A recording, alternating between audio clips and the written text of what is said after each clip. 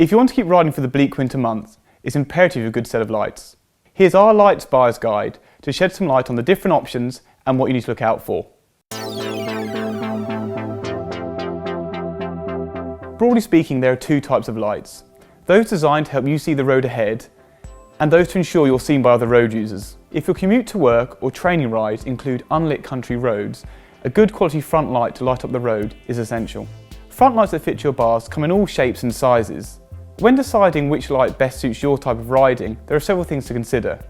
Power and brightness, beam pattern, burn time, and also how intuitive it is to use and set up.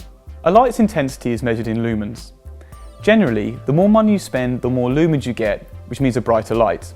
If most of your riding is in built-up areas, 200 lumens will be more than sufficient. However, if you frequently ride on unlit roads, there are lights out there offering 1000 to 2000 lumens. Power output alone is not the best indicator of what light best suits your riding. Lights have various different beam patterns, which each perform better in certain riding conditions. If you regularly ride in unlit country lanes, you may want to go for a combination of a spot focus and a wide beam, but you'll have to pay more for that. Burn time means the amount of hours you can use the light before it needs charging. It's definitely worth considering the kind of riding you're doing. You don't want to get caught stranded in the dark. More lumens means a shorter burn time, but most lights will offer a different mode in which you can lower the lumen count to extend the burn time. Helpfully, lots of lights now have battery life indicators, be it an LED light that changes colour or even a digital display. When the time comes to recharge the light, most have integrated batteries that are charged by USB. Some even have integrated USB connector, means no wires. However, the most powerful lights will still have a mains connector and may even have a separate power pack. Most lights will offer various modes, including constant and flashing. The more money you spend, the more modes you get. So you could have full beam, dipped beam, SOS, and various other beam options. It's really important that a light's user-friendly. There's no point having lots of different modes and adjustments you can make if you don't know how to do it. If you only want a simple light, don't waste your money on an expensive light which has loads of adaptability. A light's mount is a crucial consideration that can get overlooked. Smaller lights can get away with a simple strap mount, whereas heavier duty front lamps will tend to use a bolt bracket to account for the extra weight. It's really important the light's held firmly to your bars because you definitely don't want it to slip when you're riding along an unlit country road. Also, even if you're using a fixed mount, the light can be easily slipped off for recharging, or if you're leaving the bike locked up somewhere.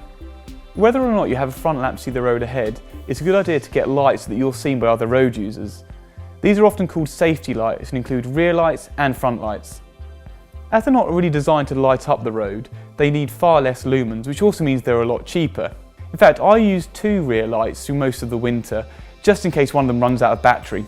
As lights to be seen are small, they tend to use a strap mount.